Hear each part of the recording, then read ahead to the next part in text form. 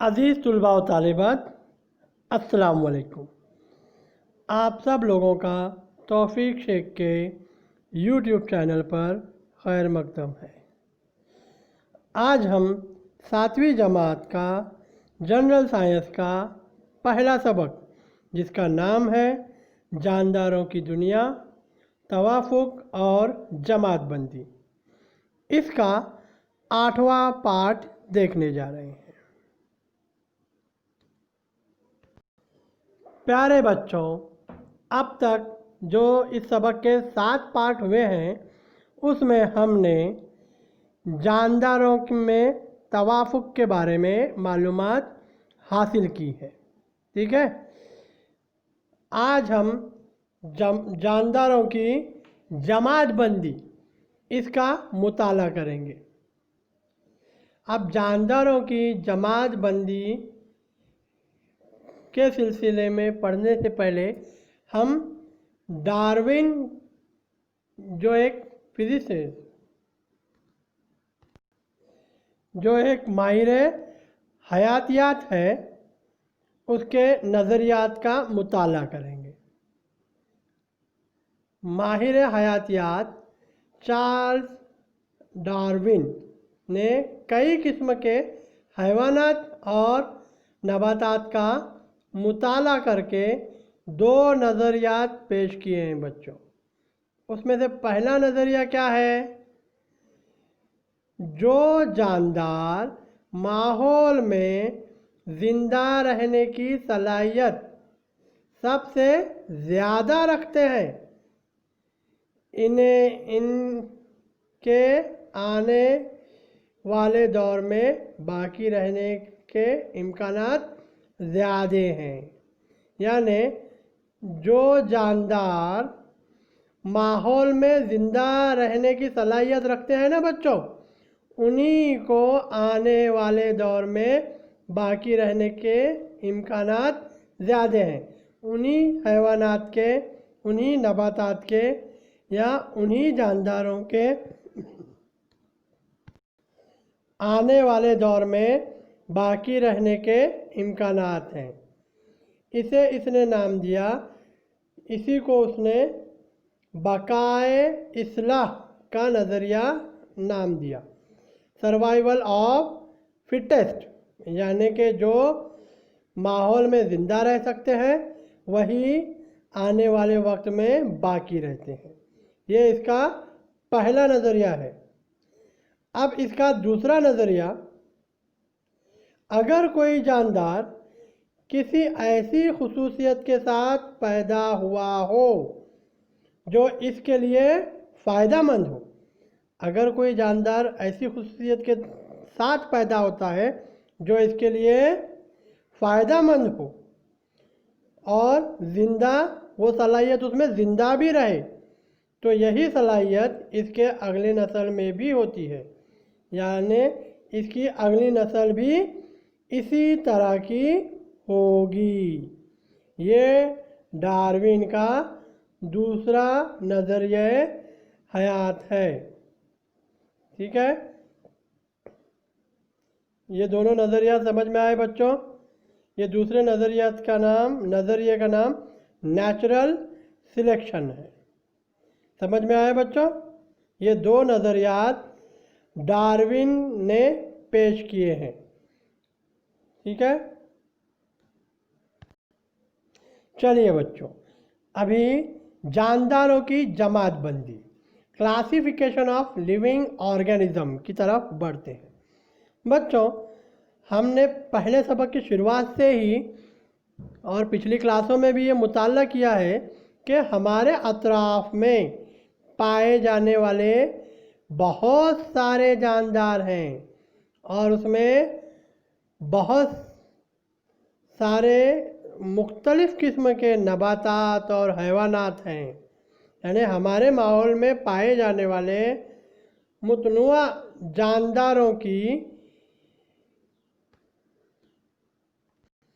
जानदारों का एक ही वक्त में मुताला करना और इन्हें बैक वक्त ज़हन नशीन करना एक मुश्किल काम है बच्चों।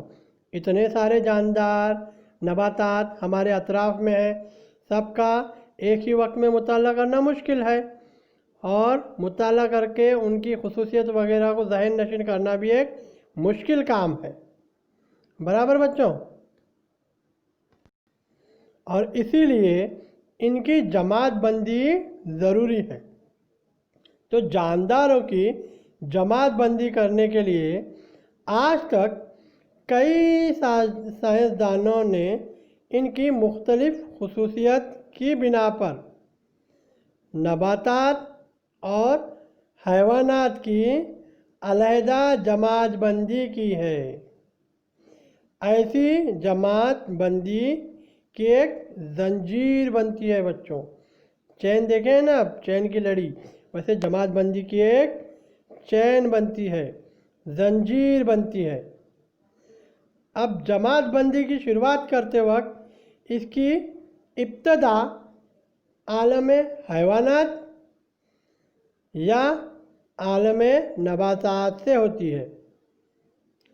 इसके बाद जानदारों में बुनियादी मुशाबहत और इख्तलाफ के लिहाज से इनके ग्रोह तैयार किए जाते हैं। यानी जो हम नबातात देख रहे हैं या हैवानात का मुताला कर रहे हैं, उन जानदारों की खुसूसियत में बुनियादी मुशाबहत क्या है या इनमें इख्तलाफात क्या है, इस लिहाज से उनके ग्रोह तैयार किए जाते हैं। इसी ग्रोह को जमात बंदी का सिलसिला मुरातब यानी क्लासिफिकेशन ऑफ हिरार्ची कहते हैं। ठीक है बच्चों?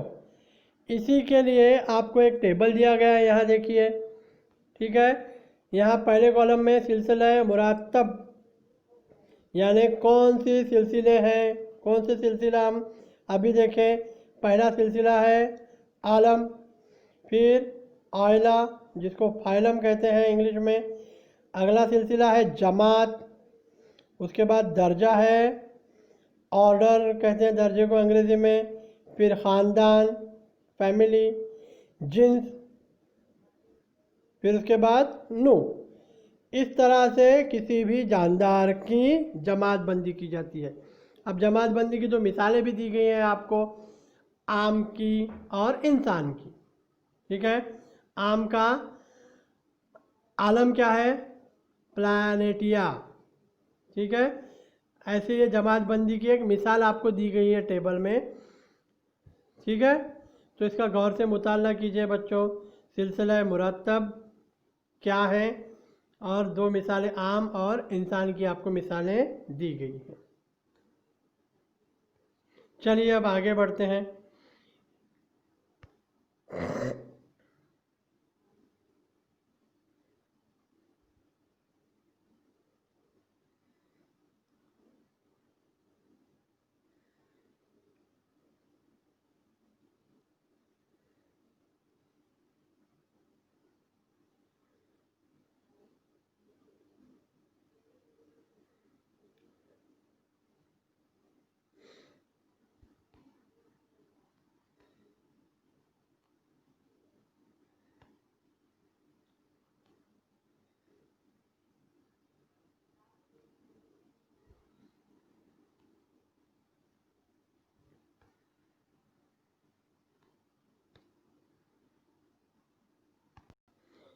सॉरी बच्चों, आवाज़ नहीं रिकॉर्ड हो पाई। अभी शुरू करते हैं। अब जमात बंदी में हम आगे बढ़ते हैं।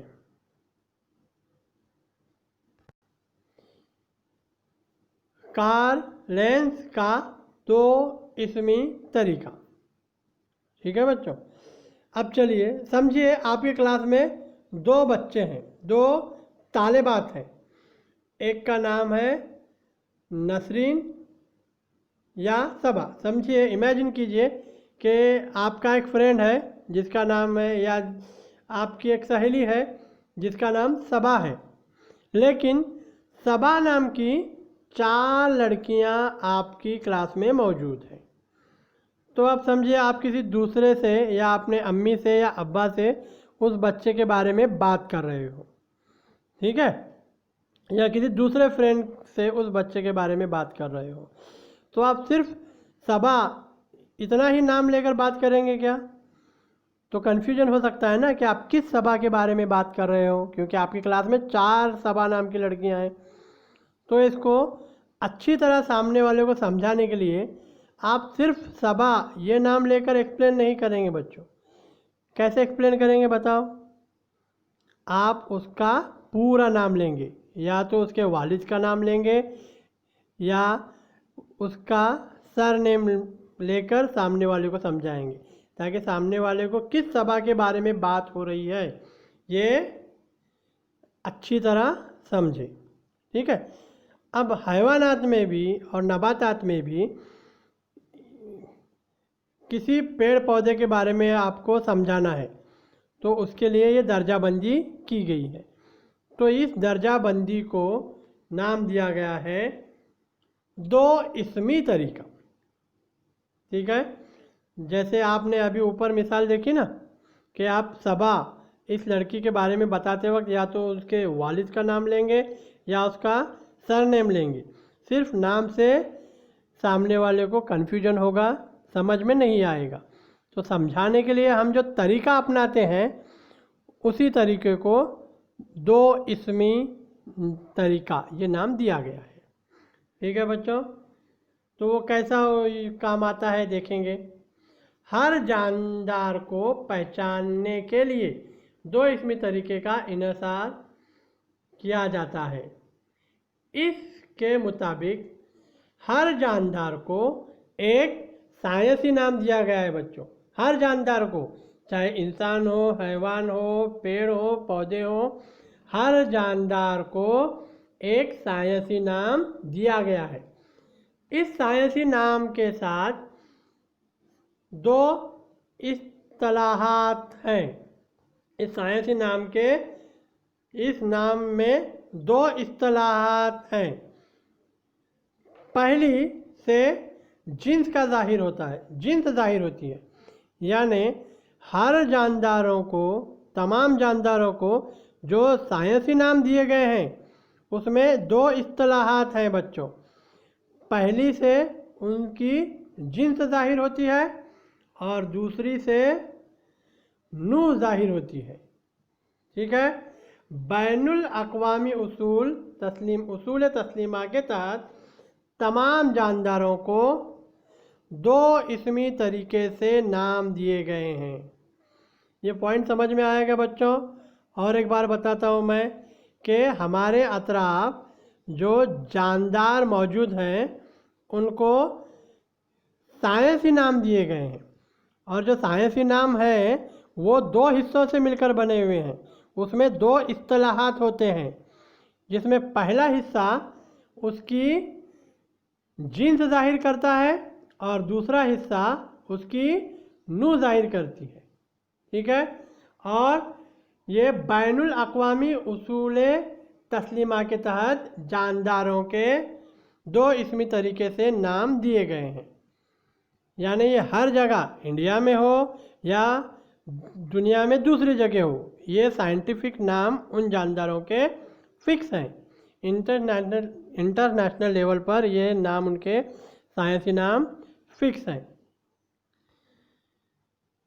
एक नू के तमाम जानदारों में इतनी मुशाबहत होती है कि उसका रंग, ऊंचाई, दुम की लंबाई जैसे इख्तलाफात हो, तब भी इनमें अफजाइश नस्ल हो सकती है। मसलन दुनिया भर के तमाम बिल्लियाँ एक ही जिन्स से ताल्लुक़ रखती हैं। आप देखें बिल्लियों में कुछ बिल्लियों के बाल बड़े होते हैं, कुछ बिल्लियों की दुम बाल बड़े होने की वजह से मोटी नज़र आती है, उनकी आँखों की बनावट अलग होती है, ठीक है। इसी तरह हैवानात में भी मुर्गी, गाय, कुत्ता वगैरह, और नबातात में यानी अभी जो मैं मिसालें दिया वो हैवानात की थी, मुर्गी, कुत्ता, ये हैवानात की मिसालें हैं। अब नबातात में आम, मकई और गेहूँ इसकी मिसालें हैं। ठीक है, ठीक है बच्चों।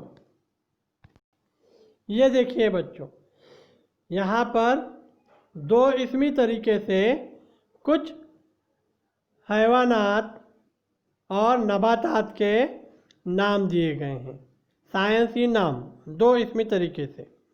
ठीक है, जैसे गाय, बॉस, टावर, यानी बॉस ये इसकी जीन्स बताएगा और टावर इसकी क्या बताएगा?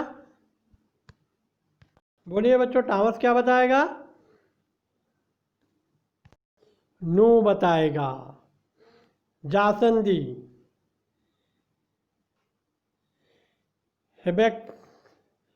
हेबेस्कस रोज़ा, ये पहला हिस्सा है, ये जीन्स बताएगा। और साइनेसिस ये बताएगा उसकी नू। यानी हर साइंसी नाम दो हिस्सों से मिलकर बना होता है। पहला हिस्सा उसकी जीन्स बताता है, दूसरा हिस्सा उसकी नू बताता है। और ये तमाम नाम, साइंसी नाम, दुनिया में हर जगह एक जीन्स को सेम है। यानी कुत्ते का साइंटिफिक नाम यही रहेगा, गाय का साइंटिफिक नाम यही रहेगा, चाहे इंडिया में हो या चाहे कहीं भी हो। ठीक है बच्चों, तो हमारा यहाँ इस सबक का 8वां पार्ट मुकम्मल होता है। और 8वें पार्ट के साथ साथ हमारा 7वीं जमात का पहला सबक भी मुकम्मल होता है बच्चों। तो आपको ये वीडियो पसंद आया तो ज़रूर लाइक और शेयर कीजिए।